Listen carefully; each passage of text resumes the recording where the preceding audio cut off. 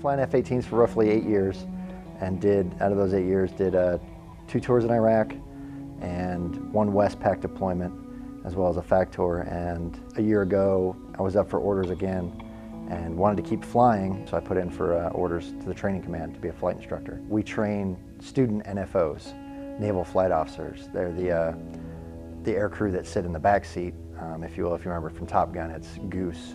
So we trained Goose. And so all the pilots, as an instructor pilot, I am always flying the airplane and just training the student and letting him do his navigation and talking on the radios. It was a routine training flight. One of the first flights the students get in the T-45. Contact flights, we call them, is basically just a familiarization flight where we take them out and shoot instrument approaches, just do basic air work and basic navigation, let them talk on the radios and get used to flying in the airplane. We had already done a couple approaches and we were on our 3rd approach, heading what we call downwind, which is basically driving away from the airport so that we could turn around and come back at the airport and shoot the approach. We're at 3,000 feet, doing about 230 knots, when the canopy basically opens up on us. Most fighter aircraft, the canopy opens up straight in line with the airplane above you. T-45, it actually opens up to the side and hangs on the side of the airplane. So when it opened up, obviously there's a big rush of wind, very loud. We're doing 230 knots, which is roughly about 250 miles an hour.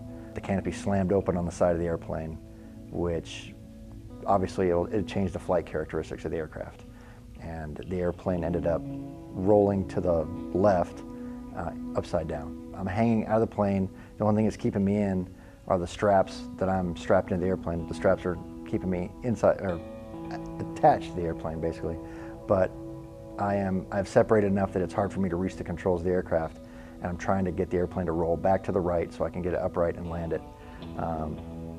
Hanging out of the airplane a little bit, the wind blast was pretty strong in my face, pushing me back up against the headrest of the ejection seat, and it was blasting into my eyes so I couldn't see a thing. I couldn't hear anything because of the wind, and I couldn't see anything, so I was basically blind and deaf trying to reach the controls of the airplane to turn it upright. All of a sudden, a calm kind of came over me, and something inside my head just said, it's time to get out of the airplane. So I just reached down in between my legs where the ejection handle is. I got it with 2 fingers. Normally when we eject or talk about ejecting, you want to grab it with both hands. I could just get 2 fingers on it, and I pulled it, and we safely ejected out of the airplane. I don't remember the ejection because it's a very violent thing to go through. The seat comes out. It's basically propelled by rocket motors, and I guess they say it's something like 20 G's instantaneous. So you will, if you can see, you will lose sight because you'll basically gray out or kind of black out almost as the seat takes you out of the airplane. But I do remember pulling the handle, and then I remember the opening shock of the parachute as it opened up and pulled me backwards, and that kind of brought me to, and I opened my eyes, and about that point I was coming down through the trees. So I had about, the trees out there probably about 100 feet tall. I had probably had about 3 or 4 seconds tops in the parachute before I hit the ground. Once I hit the deck, and it took me a while to stand up, my knee was pretty screwed up, but I got unstrapped, stood up, and I looked over to my right, and 10 feet to my right was the airplane. I was right next to the airplane, 10 feet from it.